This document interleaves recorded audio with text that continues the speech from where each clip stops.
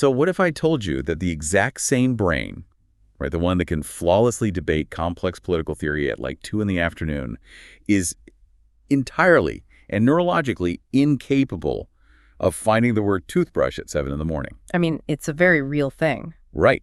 Today, we're exploring why language isn't just about what you know.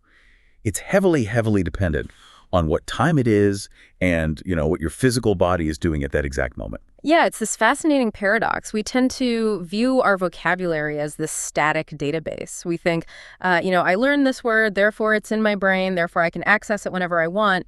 But cognitive science paints a very different picture. Access to that database is entirely conditional. And it is never more conditional than when you have just opened your eyes. Yeah. I mean, I want to set a scene that I think literally every single person listening has experienced, whether in their native language or, a second one. Oh, absolutely. The morning brain is universal. All right, so you're staying at a hotel. You've just woken up. You stumble down to the lobby. Yeah. You're incredibly sleep deprived, and you're holding a tube of travel toothpaste. You realize you forgot to pack the actual brush. The worst feeling. It is. So you walk up to the receptionist, you open your mouth to ask for one, and the word toothbrush is it's erased. The file is corrupted. Completely gone. You panic. You look at this poor receptionist and you say, excuse me, I need the little stick for my mouth for the morning with the white stuff. Which, I mean, that is a remarkably creative circumlocution. But in the moment, it feels humiliating. Oh, so humiliating. And of course, the receptionist, who is trying to decipher this early morning riddle, reaches over the counter and just hands you a ballpoint pen. A pen, exactly. You're standing there in your pajamas holding a pen, wondering how your linguistic processing speed just regressed to like a toddler's level overnight. Yeah, it's a very humbling experience. But here is the critical insight we're pulling from today's research for this deep dive. This isn't actually a memory problem at all. It is very specifically a morning brain problem. Right. And we're dedicating this entire deep dive to unpacking that phenomenon. But, we aren't just going to sit here and complain about sleep inertia. We are taking the research and looking at a blueprint for turning your morning routine into essentially a language gym. Because the proposition here is that those first 20 minutes of your day, the 7 or 8 unchanging habitual actions you do every single morning, are actually the perfect neurological loop to train your brain. A closed loop, basically. Exactly. The goal is to bypass translation entirely and train the mind to actually think in natural conversational American English before the conscious stress of the workday even begins. It's about easy English for conversation practice, especially around that B1 level, just seamlessly integrated. Okay, I have to stop you right there, though. Yeah. Push back pretty hard on this premise. Here we go. Because you are talking about the precise window of the day where I am barely human. I mean, my prefrontal cortex feels like it's on dial-up internet until I am at least halfway through my first coffee. I think most of us feel that way. So you want me to engage in linguistic gymnastics in a second language when my brain is still flooded with melatonin? How does that make any neurobiological sense? Like, if I can't remember my own zip code at 7 a.m., how am I supposed to practice high-level language acquisition? I completely understand the skepticism, I really do. But your objection actually highlights the exact mechanism of why this works. Wait, really? How? Yeah, so when you wake up, you are in what neurologists call the hypnopompic state. That's that groggy transition between sleep and wakefulness. Okay, the dial-up internet phase. Right. Your executive function is low. But here's the secret. High-level conscious executive function is actually an obstacle to natural language fluency. An obstacle. Yes. When you are fully awake and alert, you overthink, you translate from your native language, you worry about grammar rules, you filter yourself constantly. So you're saying my hyper-alert midday brain is basically getting in its own way. Precisely. But in the morning, because your routine is a deeply ingrained physical habit, you wake up, you walk to the bathroom, you turn on the water, you get dressed. Your brain doesn't have to expend any cognitive load figuring out what is happening. Because I've done it 10,000 times. Exactly. The physical actions run on pure autopilot, and this creates a vacuum of cognitive space. Your conscious mind is quiet. By attaching English directly to those physical habitual actions while your anxiety and analytical filters are down, you're linking the language to muscle memory rather than textbook memorization. Okay, wow. That is a fascinating reframing. We aren't fighting the grogginess, we are exploiting it. Exploit the grogginess. We're slipping the language in under the radar while the inner critic is still asleep. Exactly. It requires zero textbooks. It requires zero forced seated memorization. It relies entirely on the passive, habitual repetition of the things you're already doing anyway. I love that. It's like entering a gym where the equipment is always in the exact same spot, so you can focus entirely on your form rather than spending mental energy figuring out how the machines work. All right, I'm willing to test this theory. Let's walk through this morning routine, step by step, and unpack the language embedded in it. Because as I was reading through the linguistic data on morning habits from our sources, I realized the very first thing we do, just the act of opening our eyes, introduces a massive structural trap for non-native speakers. It really does. We have to talk about the physical and biological distinction between waking up and getting up. This is a foundational distinction in American English, and it perfectly illustrates how language maps to our physiological state. Native speakers make a massive, non-negotiable distinction here. They're definitely not synonyms. No, not at all. Even though in many other languages, a single reflexive verb covers the entire process.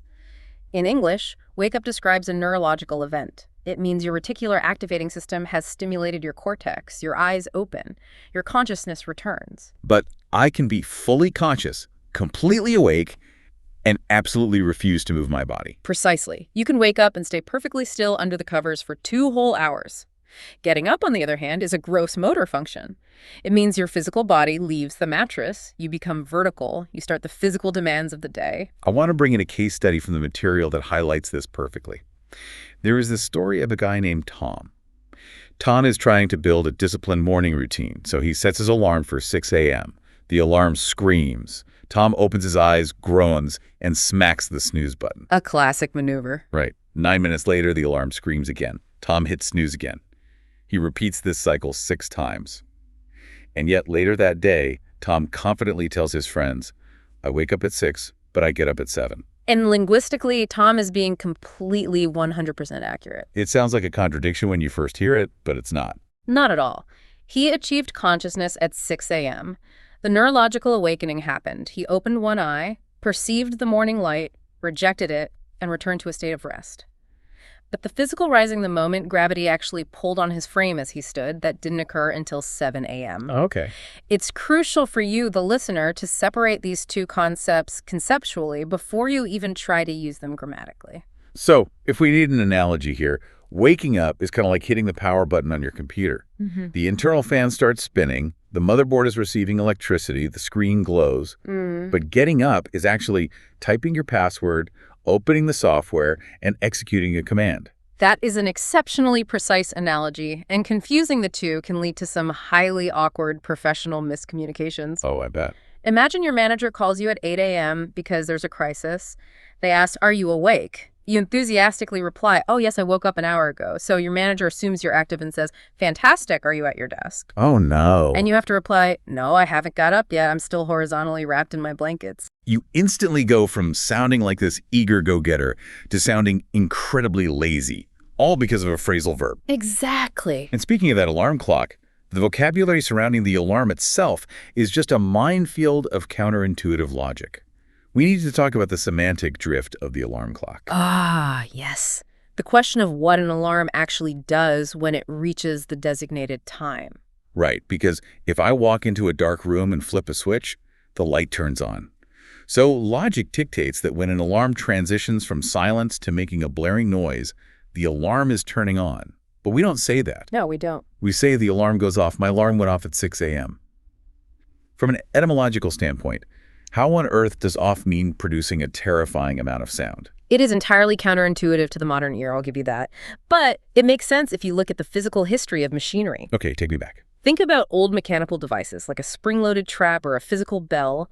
When the tension is released, the mechanism goes off, like a gun going off or fireworks going off. It implies an explosion of sudden, stored energy. The alarm clock is conceptually grouped with explosives and traps, not with electrical circuits. That is fascinating. So it's not off as in powered down, it's off as in detonated. Exactly. The alarm detonates. It goes off. And this is a great lesson in why you cannot apply strict mathematical logic to prepositions and phrasal verbs. You just have to accept the historical imagery embedded in them.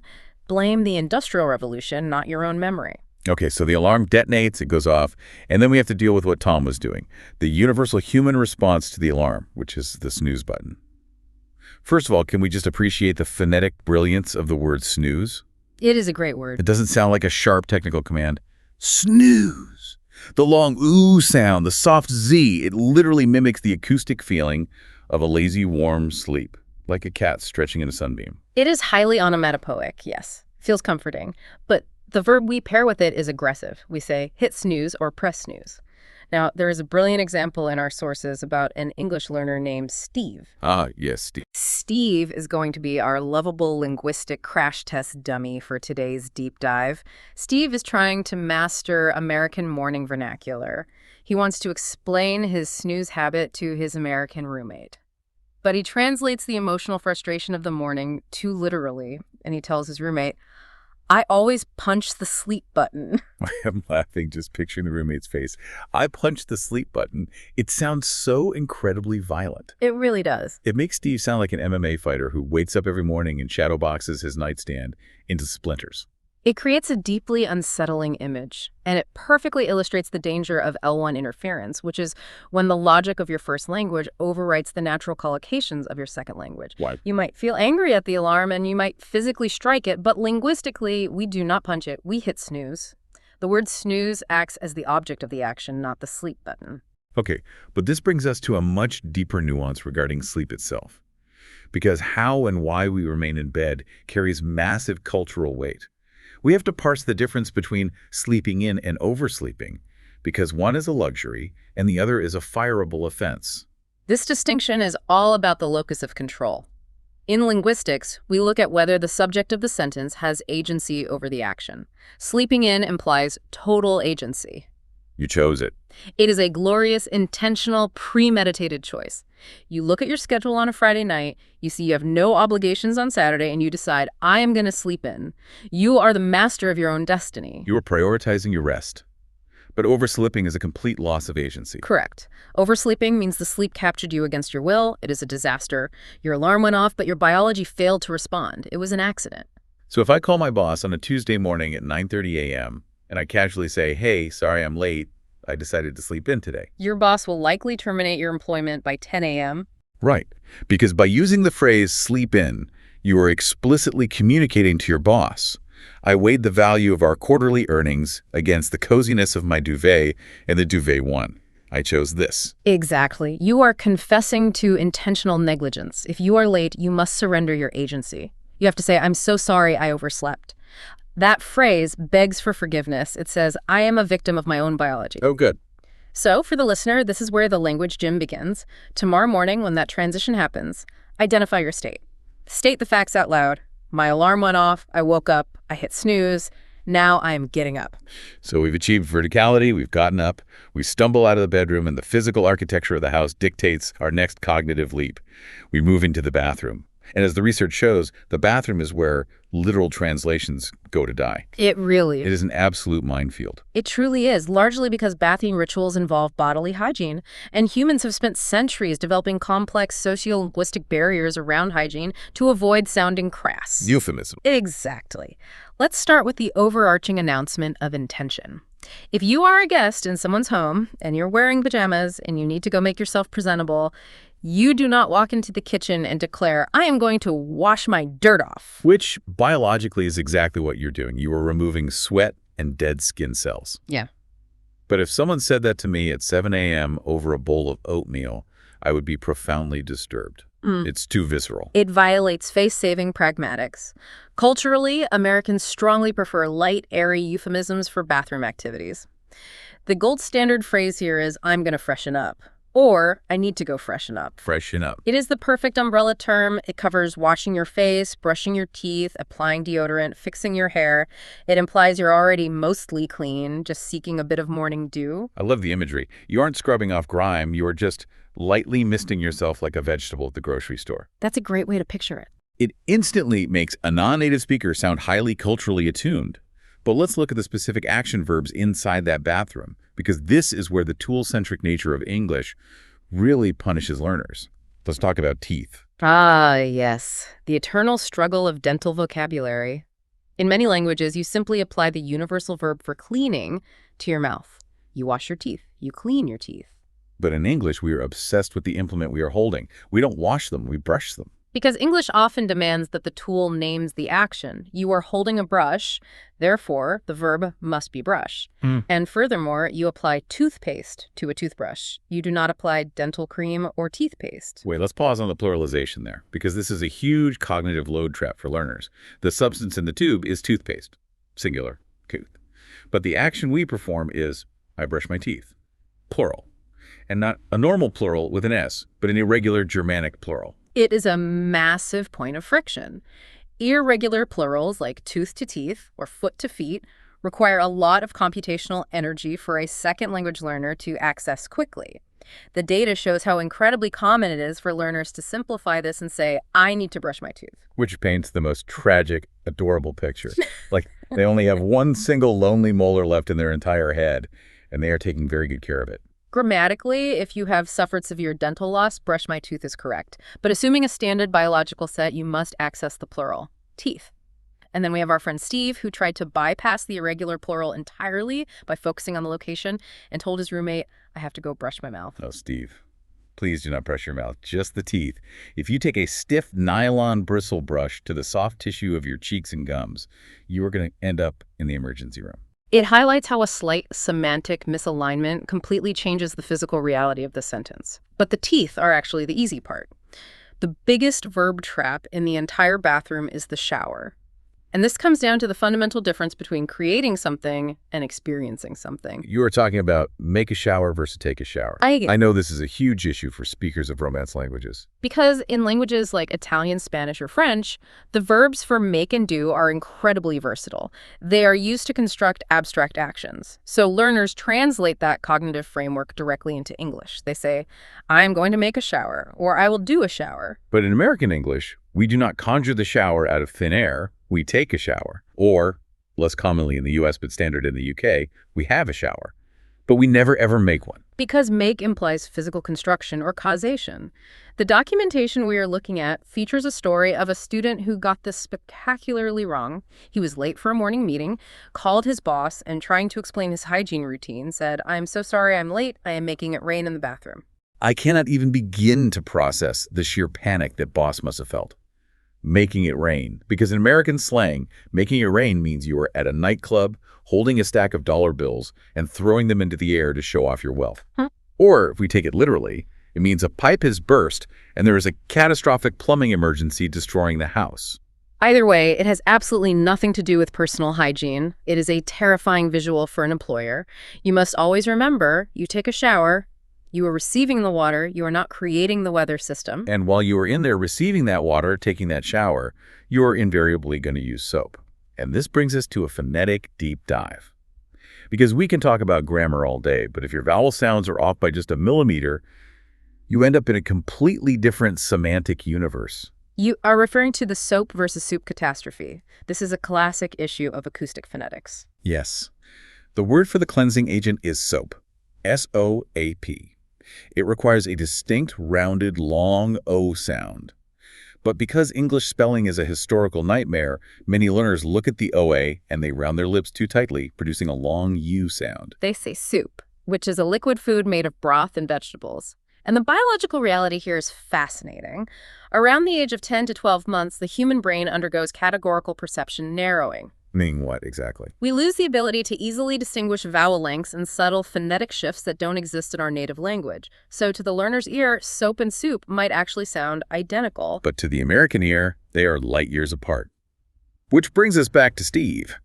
The documentation details Steve walking into a massive American grocery store. He is out of hygiene products. He walks up to an employee and politely asks, "Excuse me, where can I find the body soup?"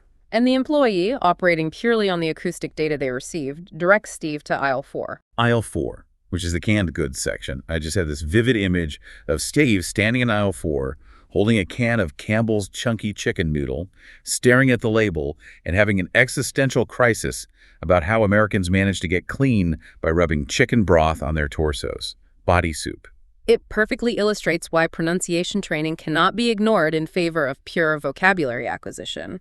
Soap is for the dermis, soup is for the gastrointestinal tract. A millimeter of lip rounding separates a clean body from a ruined shirt.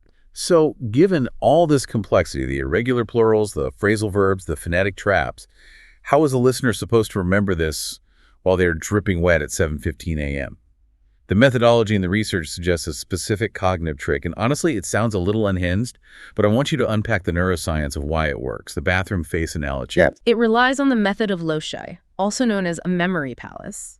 Human spatial memory, which is our ability to remember where things are located in physical space, is incredibly robust. It evolved long before abstract language. The trick is to walk into your physical bathroom and map the vocabulary onto a giant imaginary face superimposed over the room.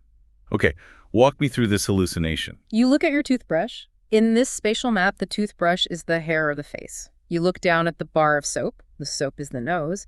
You look at the towel hanging on the rack. And quickly, let's note that towel rhymes with the bird owl, not a toll booth on a highway. Important distinction. Very. The towel is the mouth of this giant face. That sounds completely absurd, like a fever dream. But that absurdity is exactly the mechanism of retention.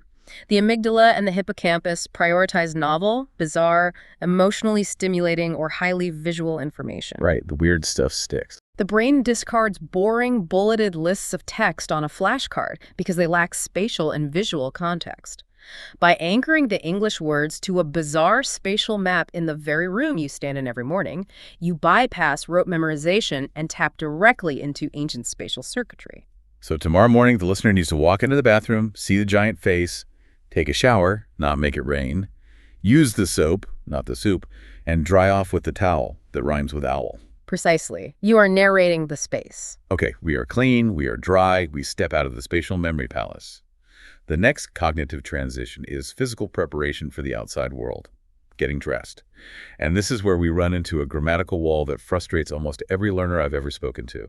We have to dissect the fundamental difference between an action and a state of being. This is a massive structural difference. We are talking about the verbs put on versus wear. To a lot of learners, these seem entirely interchangeable. If I have clothes and they go on my body, it's all the same concept. And they assume that because in many language families, the aspectual system, which is how a language treats the flow of time regarding an action, is different. A single verb might cover both the process of getting dressed and the state of being dressed. English doesn't do that. No, English rigidly separates dynamic actions from state of conditions. Putting on is dynamic. It is the physical, kinetic movement of dragging fabric over your limbs. It is an event with a clear beginning and an immediate end. But wearing is stative. Exactly. Wearing is the continuous ongoing state of having the clothes already resting on your physical form. There is no movement involved in wearing. It is a state of existence. And let's bring Steve back in because he provided the perfect failure state for this rule. Steve's getting ready to leave the apartment. He grabs his jacket. He physically inserts his left arm halfway into the sleeve. He is frozen in this awkward, twisted posture, and he proudly announces to his roommate, "I wore my jacket." Which is grammatically tragic. So tragic. He used the past tense of a stative verb while currently in the middle of a dynamic action. He is halfway into the sleeve. The action is not complete. He must use the present continuous dynamic verb, "I am putting on my jacket."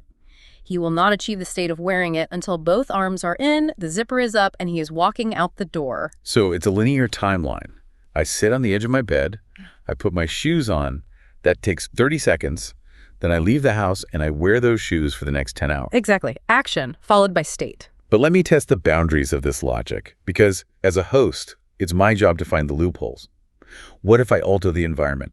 What if I tell you I wear my shoes to bed? If you utter the sentence, "I wear my shoes to bed," you are describing a state of condition. You are telling me that you are a highly eccentric, possibly deeply troubled individual who pulls the blankets over themselves while fully dressed in street footwear. I mean, true. You are describing the state of your body while unconscious. Okay, fair enough. A little judgmental, but accurate. But what if I change the verb? What if I say, "I put on my shoes in bed"? That alters the mental cinematic entirely. Now, you are describing a dynamic action in a specific location. It means you wake up, and while you're still lying horizontally under the duvet, you reach down to the floor, grab your sneakers, pull them under the covers, and perform the physical action of tying the laces while lying down. Which is still weird. It is incredibly weird. Both scenarios make you sound like a chaotic person, but they paint two vibrantly different, highly specific mental pictures, entirely because of the aspectual difference between a dynamic phrasal verb and a stative verb. That distinction is so clarifying. Now, while we're putting on these clothes, the documentation briefly touches on the actual nouns we use because American English has diverged wildly from British English here. Yeah. If the goal is conversational American fluency, we have to talk about the wardrobe. We do, because textbook English often leans heavily toward British Standard, which sounds incredibly anachronistic in a casual American setting. The prime example is the word trousers. Yes. Unless you are an aristocrat in a 1940s period drama or you're about to go fox hunting, do not say trousers in the United States. They are pants. Always pants. And the footwear you use for athletic pursuits? They are sneakers, not trainers. If you walk into an American gym and tell someone you are looking for your trainers, they are going to assume you have lost the muscular men you hired to make you do burpees. A trainer is a human being. A speaker is a shoe. And we heavily favor relaxed, descriptive nouns for loungewear. We say sweats or sweatpants, and hooded sweatshirts are universally just hoodies. Right. But mastering this vocabulary is only half the battle. How you structure these words in a sentence regarding your morning routine reveals your fluency level instantly. Specifically, the syntax of frequency adverbs. Right. Words like usually, always, never, sometimes. These are the glue of morning routine descriptions. Yeah. But there is a very rigid rhythm to where they belong in the sentence architecture. It seems like a minor detail, but native speakers are highly sensitive to prosody, which is the rhythm and flow of speech. Placing the adverb in the wrong slot doesn't obscure your meaning, but it instantly flags your syntax as non-native. So what's the rule? The mechanical rule is this. The adverb of frequency goes before the main action verb, but it goes after the to be verb. Okay, we need to anchor that in reality. Give me the context. Let's use the main verb wake. You place usually before it. I usually wake up at 7. The rhythm is da-da-da-da. I usually wake. Got it. If you say, I wake up usually at 7, you have broken the rhythm. The listener's brain actually registers a tiny spike of cognitive dissonance. But if you switch to a state of being using the verb am, the adverb jumps to the other side. I am usually tired. Right. And if you violate that rule and put it before the to be verb, you sound utterly theatrical. I usually am tired. I usually am tired, for the weight of the world is heavy upon my shoulders. It sounds like a Shakespearean soliloquy.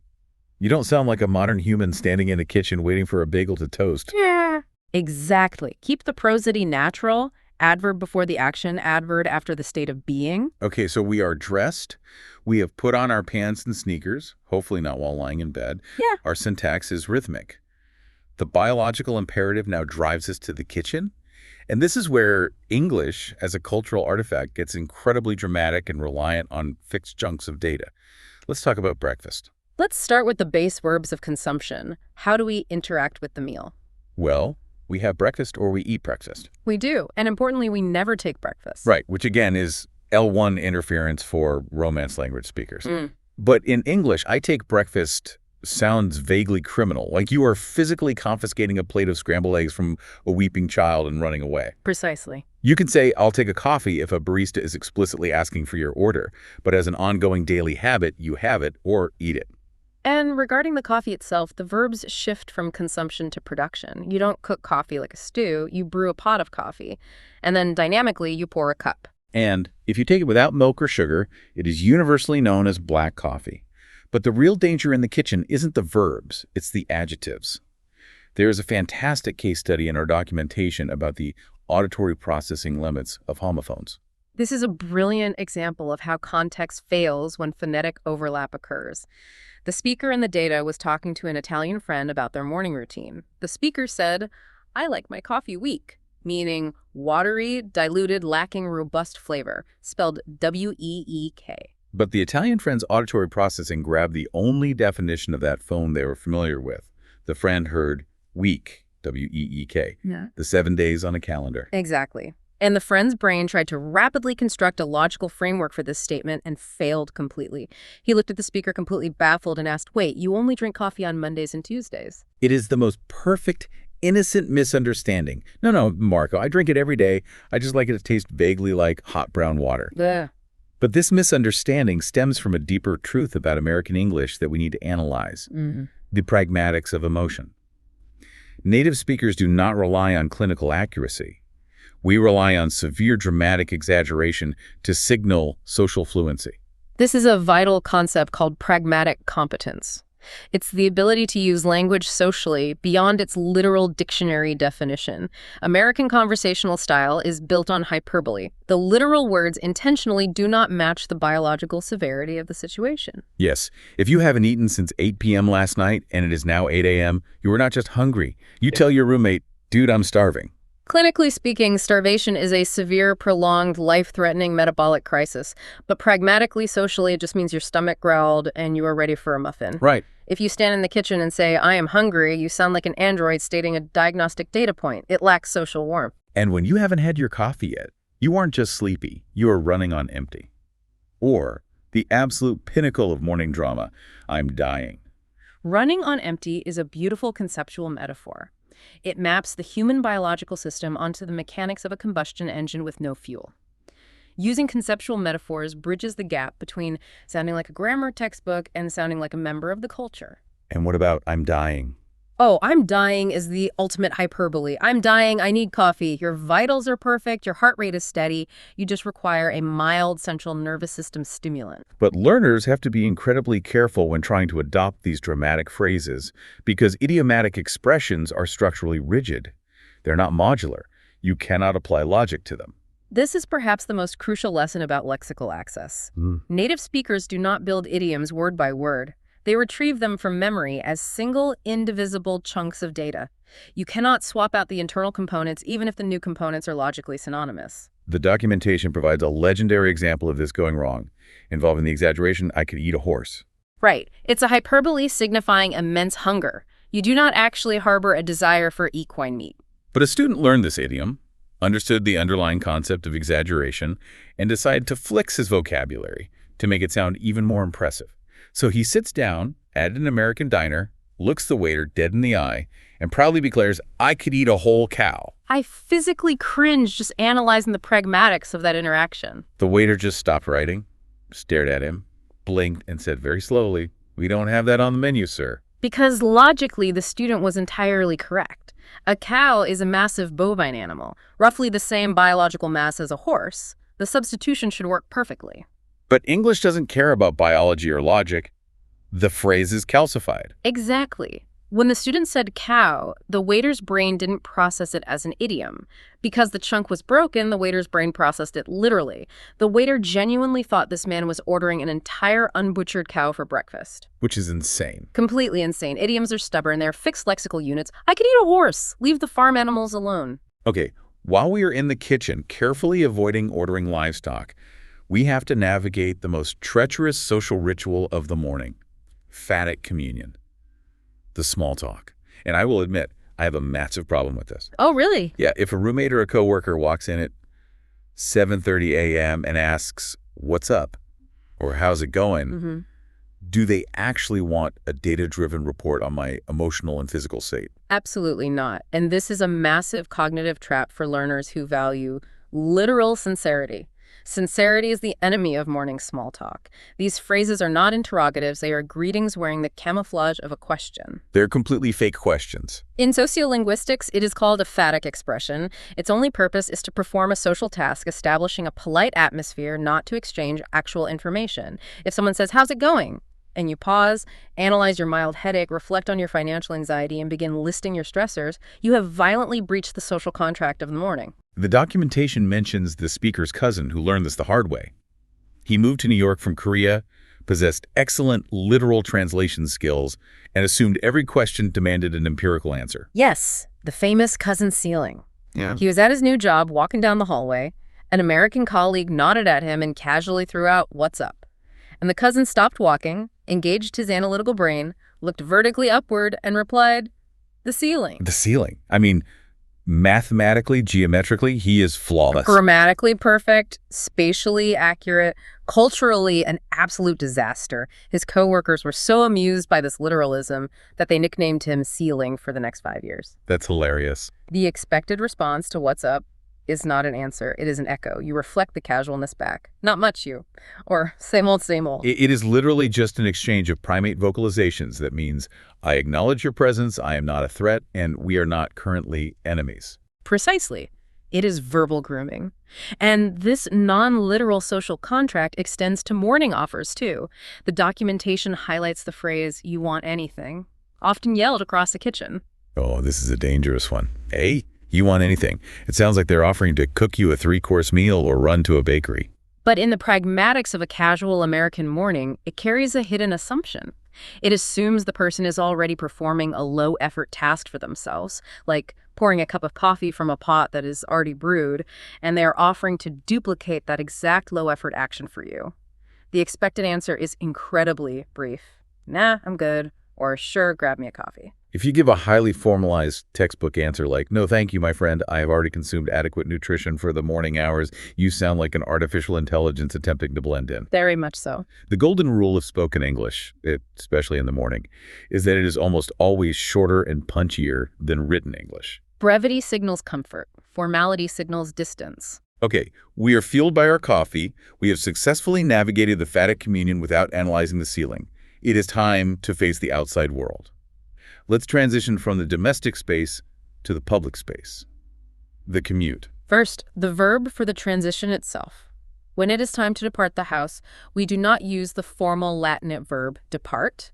We do not say, "I am departing my residence." Unless you are an airline pilot making an announcement over an intercom. Right. We use the phrasal verb head out. "I'm heading out. We need to head out in 5 minutes." It relies on the body part, the head leading the way. It's smooth, casual, and universally understood across all regions of the U.S. But once you head out the door, you have to interface with your mode of transportation. And this brings us to what I consider the most infuriating, seemingly arbitrary prepositional rule in the entire English language. Getting in versus getting on a vehicle. Ah, yes. Spatial prepositions of transport. To a learner, this looks like pure chaos. It looks like you just have to memorize a random list. Because look at the physical reality. You get in a car. Okay, makes sense. You are inside it. But you get on a bus. You get on a train. You get on a plane. I am physically surrounded by the metal fuselage of a Boeing 737. I am inside of it. Why am I telling people I'm on a plane? It feels like I'm bragging about sitting on the wings during the flight. It seems illogical until you understand the underlying cognitive theory of spatial autonomy. The linguist's rule here is based on the concept of affordances, what physical actions a space allows a human body to perform. The preposition is dictated by your physical autonomy inside the vehicle. Okay, unpack that. What does autonomy have to do with prepositions? If the vehicle is large enough that a human being can stand completely upright and walk around inside it using their own 2 feet, English treats it as a platform. You can walk down the aisle of a bus, you can pace the aisle of a train, you can walk to the bathroom on a plane. Because you have walking autonomy, you get on them just like you get on a stage or on a floor. My mind is genuinely blown right now. So the preposition maps to the biomechanics of the passenger. Precisely. Now, contrast that with a Honda Civic. Can you stand upright and walk around inside a standard sedan? Absolutely not. I have to fold my body in half just to sit down. Exactly. You have no spatial autonomy. You are confined to a seat. You must crouch and fold to enter it. Therefore, because it acts as a container rather than a platform, you get in a car, you get in a taxi, you get in a helicopter. That is incredibly elegant. Yeah. The documentation actually makes a joke that you get in a car, unless you are a tiny mouse, in which case a car is a massive platform, so maybe a mouse gets on a car. That's a fun way to think about it. But for humans, stand and walk equals on in. Sit and crouch equals ein. Okay, so we get in our car or on our bus, and inevitably we hit the defining trauma of the morning routine. Traffic. Traffic vocabulary is another area where learners try to apply literal compositional logic, and it fails them. Because traffic, structurally, is an uncountable noun. Correct. You cannot say a traffic or 2 traffics. You experience heavy traffic or bad traffic. The specific localized event of the cars ceasing to move is a traffic jam. But the real danger is how you linguistically relate yourself, the subject, to the event of the traffic jam. Which brings us to the tragedy of Marco. Wait, no, the traffic jam incident was Steve. Oh, right. Marco is a different tragedy. Steve is the one who called his boss during a delay. Steve understood he was delayed by the jam, and he understood he could not move. But instead of using the standard collocation, he combined synonyms and announced to his boss, I am trapped in the jam. I am trapped in the jam. That is the most surreal sentence. His boss legitimately asked if he needed him to dial 911 for emergency services. Oh my goodness. Because the semantic gravity of the word trapped implies you are physically restrained in a life-threatening scenario, like being trapped under a collapsed building or trapped in a sinking ship. Furthermore, jam without the word traffic usually defaults to the fruit preserve. So the boss is sitting in his office, picturing Steve fighting for his life, slowly suffocating inside a giant glass jar of Smucker's strawberry preserves. It's a terrifying hallucination. It perfectly illustrates why you cannot just mix and match synonyms in English. Collocations matter. The cultural standard is, I am stuck in traffic. You aren't inside the traffic. You aren't trapped in the jam. You are stuck. Okay, so you are stuck. You are going to be late. And this leads to the moment of apology upon arriving at the office. And I want to spend a lot of time on this next story from the documentation because I think it exposes the single biggest lie about language learning. Oh, I agree completely. The lie that grammatical perfection equals conversational success. Tell me about Marco. Marco's story is the ultimate cautionary tale of the uncanny valley of language. Marco was a diligent learner. He studied textbooks rigorously. He realized he was going to be late for work. So he spent his commute crafting what he believed was the ultimate, most respectful, grammatically unassailable apology possible. He wanted to prove his fluency through complexity. Exactly. He walks into the morning meeting, stands before his colleagues, and delivers this absolute Shakespearean legal monologue. I apologize for my tardiness due to unforeseen circumstances on the roadway. I just felt a chill go down my spine. Look at it on paper. The grammar is flawless. The vocabulary is exceptional. Tardiness, unforeseen circumstances, and yet the result was complete uncomfortable silence. The documentation notes that his coworkers just stared at him like he was an alien until finally someone broke the tension and said, "Bro, just say you're stuck in traffic." Why did Marco's perfection fail so spectacularly? Because of sociolinguistic accommodation theory. When we speak, we aren't just transferring data, we are negotiating social distance. In spoken English, extreme formality creates a massive social barrier. It signals distance and coldness. When Marco used hyper-formal, legalistic vocabulary for a highly common, mundane event like a morning delay, he didn't sound fluent. No. He sounded like a robot reciting the terms of service for a software update. So the complexity actually alienated him from the group. Yes. The secret to fluency isn't deploying the biggest words or the most complex verb tenses you can memorize. The secret is utilizing simple, culturally understood, shared phrases. That is what creates human connection. When you say, "Sorry, I'm late, stuck in traffic," you are signaling, "I am one of you. I experience the world the same way you do." That is profound. You can score a 100% on a written grammar exam and still entirely fail at human communication because you sound like a legal document. It happens all the time. Okay, so we have theoretically completed the morning routine. We woke up, we got up, we freshened up, brushed our teeth, put on our clothes, brewed coffee, avoided eating cows, and got stuck in traffic. We have the vocabulary, but knowledge is not practice. How does the listener actually physically execute this language, Jim, every day? There are practical steps, yes. The documentation lays out two specific cognitive weapons. Let's start with the core habit, which is narration. The foundational habit is self-narration, speaking out loud in an empty room. Which, let's be honest, feels incredibly awkward at first. You're standing in your kitchen talking to nobody. It feels eccentric, but the neurological benefits are staggering. While you are making your coffee, you quietly, physically articulate the words. I am making coffee. I am pouring the water. It smells good. The mug is hot. By doing this, you are engaging Broca's area, the speech production center of the brain, simultaneously with your motor cortex. And what does that do for fluency? It forces your brain to bypass the translation phase. Most learners think in their native language, mentally translate it, and then speak the second language. That causes hesitation. But when you narrate a physical action in real time, you are forcing the brain to map the English vocabulary directly onto the physical concept. Bypassing the native language entirely, you are literally rewiring your neural pathways to conceptualize the world in English. And because you are alone in your kitchen, there is no fear of judgment. You can stumble. But what about when you want to simulate actual interaction?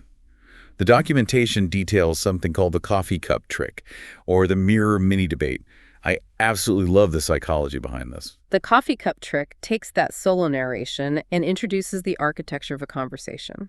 Every morning, while you're holding your coffee or tea, you look at yourself in the mirror, you ask yourself a direct question in English, and you immediately answer it. Give me an example. What is my main goal today? You pause, you think, and you answer yourself. My main goal is to finish the quarterly report. Or something simple. What did I enjoy yesterday? I really enjoyed that slice of pizza. Why does this specifically work so well in the morning rather than practicing at 8 p.m. after work? Because of the biochemistry of the morning brain. When you first wake up, before you check your emails or the news, your cortisol level, the stress hormone, have not fully spiked yet in response to the day's demands. Your amygdala, the fear center of the brain, is relatively quiet. Which ties into Stephen Krashen's effective filter hypothesis. Exactly. Krashen theorized that high anxiety creates an effective filter that literally blocks language acquisition. When you are stressed, you cannot learn. What? By speaking English aloud in the mirror during this safe, low-stress, low-cortisol window, you are essentially performing exposure therapy for language anxiety. You are proving to your nervous system day after day that speaking English is a normal, biologically safe activity, not a terrifying performance that will result in social rejection. You are lowering the drawbridge so the language can actually enter the castle. But let me throw a wrench into this. What happens when you are doing this, or worse? What happens when you are talking to a real human being at the bus stop and the brain just completely blue screens, like my toothbrush story at the very beginning of the deep dive? The word is gone.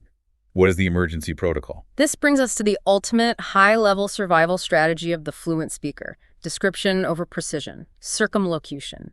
When you forget a word, the absolute worst thing you can do is panic, freeze, or pull out your smartphone to check a translation app. But it's so tempting. You must resist the urge to stop the communication. Instead, you describe the parameters of the missing word.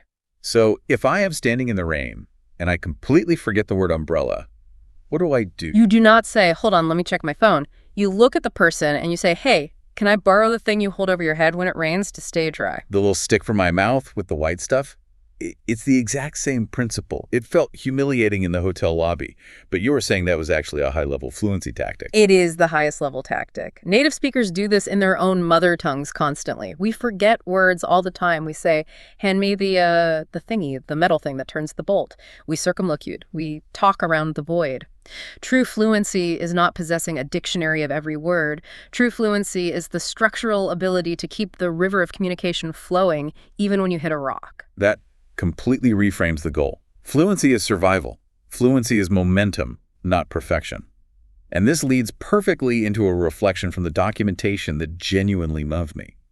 It's a story about a learner named Mrs. Henderson. Oh, yes. Mrs. Henderson is a legend in this context. She is an 82-year-old language learner. She is 82 years old, rewiring her brain. And her philosophy encapsulates everything we've talked about regarding Marco and the uncanny valley of perfection. Yeah. Every single morning, she looks in her mirror and she tells herself out loud, "Today is a good day to speak English." I love that. She knows she has an accent. She knows she drops articles. She knows she makes grammatical errors. But she told the researcher that she went to the grocery store, looked the cashier in the eye, and simply said, "Have a nice day." And the cashier smiled, understood her perfectly, and said it back. And Mrs. Henderson said she felt like an absolute queen. It is a profound psychological victory. Because that right there, that emotional exchange, is the entire point of all this cognitive effort.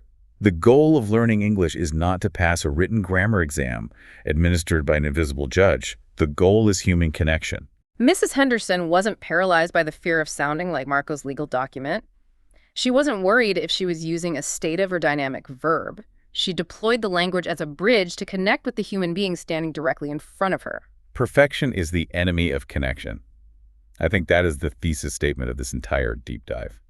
Okay, we have covered an immense amount of neurological and linguistic ground today. Let's synthesize this for the listener. What are the core pillars they need to take away from this morning routine language, Jim? The foundational takeaways are these. First, respect the biology of the morning. Use the low cognitive load state to your advantage by linking English to your physical habits. Second, remember that real spoken American English is almost always shorter, punchier, and more heavily reliant on versatile phrasal verbs than textbook English. Right, keep it simple. Third, understand that pragmatic competence, knowing how to casually exaggerate with words like starving or dying, is just as important as grammatical accuracy. And finally, natural, confident, slightly flawed English will always build better human relationships than stiff, perfectly robotic English. Absolutely brilliant. So here is our explicit call to action for you, the listener. We want you to physically test this neuroscience. Tomorrow morning, when your alarm goes off, when it detonates, before you check your email, before you doom scroll on social media and spike your cortisol, I want you to say just one full English sentence out loud to the empty room. Just one. Narrate your reality. I'm getting up. I am turning on the coffee. Just one sentence. Prove to your brain that it is safe to speak. Start the loop. And as you do this, aggressively forgive yourself for the inevitable mistakes you will make, because those errors are not failures, they are data points. Exactly. Think about cousin Sealing. Think about the guy who tried to order an entire unbutchered cow at a diner. Those mistakes did not ruin their lives. They survived. And they gained legendary stories that they can now tell at parties. Making a linguistic mistake actually makes you vulnerable. And vulnerability endears you to native speakers. It breaks the ice. It makes you deeply relatably human. Embracing the chaotic messiness of language acquisition is truly the fastest, most effective path to mastering it. Could not agree more. Okay, you have made it through the neuroscience, the irregular plurals, and the spatial autonomy of buses. As a final reward, I promised a truly terrible dad joke pulled directly from the documentation to ensure you start your morning with a groan. Are you ready for this? My affective filter is raised, but yes, go ahead. What is the fundamental difference between a teacher and a train? I have absolutely no idea. A teacher says, spit out that gum, and a train says, chew, chew. That is a catastrophic deployment of the English language. It is spectacular. Chew, chew. Yeah. Homophone strikes again. All right, take that terrible joke. Take your new understanding of stative versus dynamic verbs and go out and surprise someone with your English today. And remember, the next time you are standing sleep-deprived in a hotel lobby needing to brush your teeth, just ask for a toothbrush. Leave the pens at the front desk. We will catch you on the next deep dive.